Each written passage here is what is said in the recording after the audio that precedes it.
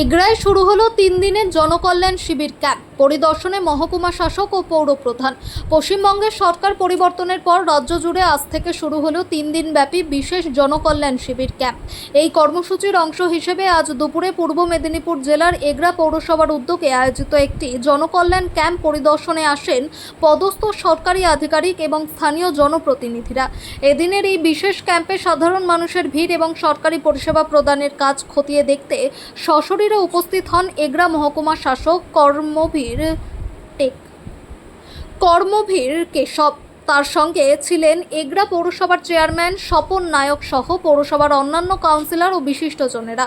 পৌরসভা সূত্রে জানা গেছে, আজ থেকে আগামী 3 দিন ধরে এই শিবিরের মাধ্যমে সরকারের বিভিন্ন সামাজিক ও জনকল্যাণমুখী প্রকল্পগুলির সুবিধা সরাসরি সাধারণ মানুষের দোরগোড়ায় পৌঁছে দেওয়া হবে। নতুন আবেদন গ্রহণ, নথিপত্র সংশোধন এবং বিভিন্ন সরকারি স্কিম সংক্রান্ত সমস্যা দ্রুত নিষ্পত্তির লক্ষ্যেই এই ক্যাম্পের আয়োজন। এদিন ক্যাম্প পরিদর্শনে এসে মহকুমা শাসক কর্মভীর কেশব এবং চেয়ারম্যান স্বপন নায়ক উপস্থিত নাগরিকদের সঙ্গে সরাসরি কথা বলেন এবং তারা ঠিকঠাক পরিষেবা পাচ্ছেন কিনা সেই খোঁজ খবর নেন। একই সঙ্গে কর্তব্যরত সরকারি কর্মচারীদের নির্দেশ দেওয়া হয় যাতে কোনো মানুষ ক্যাম্প থেকে পরিষেবা না পেয়ে ফিরে না যান এবং সম্পূর্ণ প্রক্রিয়াটি যেন অত্যন্ত স্বচ্ছতার সঙ্গে দ্রুত সম্পন্ন করা হয়। রাজ্যের নতুন সরকারের এই জনকল্যাণ শিবিরকে কেন্দ্র করে প্রথম দিন থেকেই স্থানীয় বাসিন্দাদের মধ্যে ব্যাপক উৎসাহ উদ্দীপনা লক্ষ্য করা গেছে।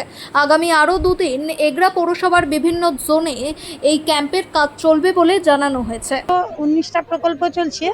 বর্তমান অন্নপূর্ণা করেছি, সোলার সিস্টেমটা করেছি, উজালা গ্যাসের কানেকশনটা নেব, আর আয়ুষ্মান ভারতটাই হবে। আয়ুষ্মান এই রাজ্যে ছিল না, নতুন করে চালু হলো, কেমন হ্যাঁ, লাগছে? এখন পর্যন্ত তো চালু হয়নি। বর্তমান মোদিবাবু যেটা বলছেন যে ভালো। এখানে 19টা প্রকল্প প্রধানমন্ত্রী চালু করেছেন। ওখানটায় আমরা আয়ুষ্মান ভারত আর অন্নপূর্ণা ভান্ডারের জন্য এসেছি। হ্যাঁ, অন্নপূর্ণা ভান্ডার করেও ছিলাম, আমরা টাকাও পেয়েছি। এবারে আয়ুষ্মান ভারতের জন্য এবারে স্যার প্রধানমন্ত্রী তো বলেছেন যে আবার অনলাইন করতে হবে, ওই জন্যই এসেছি। এবারে আয়ুষ্মান ভারতের জন্য আমরা ফর্ম নিয়ে ফিল আপ করতে এসেছি। জয়তী পাহাড়ি, 1 নম্বর ওয়ার্ড। দারুণ সাধুবাদ জানাই পশ্চিমবঙ্গ সরকারকে, সঙ্গে মুখ্যমন্ত্রী শুভেন্দু অধিকারীকে। মানুষের এরকম জনসেবামূলক যে প্রকল্পগুলোর একটা রূপায়ণ করছেন, এর জন্য খুবই আমরা ভালোভাবে পৌঁছে দিতে পারছি মানুষের কাছে এবং নিজেরাও পাচ্ছি, অপরকে পৌঁছে দিতে পারছি। দারুণ, এবং মানুষ উৎসাহিত হচ্ছে এবং আসছেও। শিবিরগুলো একদম ভিড়াক্রান্ত হয়ে গেছে। দারুণভাবে সাড়া কেমন আছে? দুর্দান্ত। সকাল থেকে তো প্রচুর ভিড় ছিল, এখন একটু এই দুপুরবেলা হয়ে গেছে বলে একটু ফাঁকা। আবার মনে হয় খাওয়া দাওয়ার পরে সবাই আসবে। মানুষ রাস্তাতেও দেখছে আসছে, এখানে এসডি অফিসেও হচ্ছে কিছু ওয়ার্ডের, এখানে কিছু ওয়ার্ড বন্টন করা হচ্ছে। যাই হোক, প্রশাসনিক দপ্তরকেও সাধুবাদ জানাই এবং তাদের যে স্টাফরা আছেন তাদেরকেও সাধুবাদ জানাই। সঙ্গে যে কর্মীরা সবাই ভালোভাবে কাজ করছেন, 100% সাফল্য আশা করছি আমরা। বলার একটাই বিশেষ কথা যে প্রথমে যে তৃণমূল সরকার গভর্নমেন্টের যে পাড়ার সমাধানের যে ক্যাম্প হতো মাঝে মাঝে, তাতে মানুষের কিন্তু একটা উৎসাহ ঠিক মতন ছিল না। তো দেখেছি আমরা লক্ষ্য করে এই ক্যাম্প যে আজকে হয়েছে, প্রত্যেকটি মানুষ যদি প্রকল্প হয়তো চেঞ্জ হচ্ছে, ধরুন যেটা আপনার লক্ষ্মী ভাণ্ডার ছিল তার প্রকল্প চেঞ্জ হয়েছে, বা বিভিন্ন প্রকল্প কৃষিবন্ধু ছিল সে চেঞ্জ হচ্ছে, কিন্তু অনুদানের টাকাও এতে বাড়ছে এবং যাতে স্বচ্ছতা থাকে মানুষকে দেওয়ার ক্ষেত্রে, সেটা কিন্তু এই ক্যাম্পে হচ্ছে।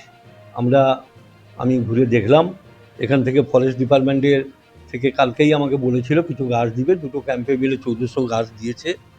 তাদের 700 আমরা এখানে দিচ্ছি, এসডি অফিস থেকে 700 দেওয়া হচ্ছে।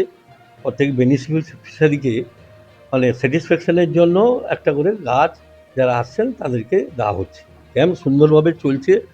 আমাদের নতুন মুখ্যমন্ত্রী এই সরকার যাতে ভালোভাবে চলে এবং স্বচ্ছতা থাকে, দুর্নীতিগ্রস্ত না হয়, তার উদ্যোগ তিনি নিয়েছেন এবং তিনি করবেন, কারণ ওনার কিছু পিছুটান নেই এবং তিনি বদ্ধপরিকর যে এই ভালো করে যাতে প্রত্যেকটি সংস্থা ভালোভাবে চলতে পারে, সরকারি এবং আমরা যে আধা সরকারি পৌর সংস্থা যাতে ভালোভাবে চলতে পারে, উন্নয়ন হতে পারে, তিনি তার উদ্যোগ নিয়েছেন।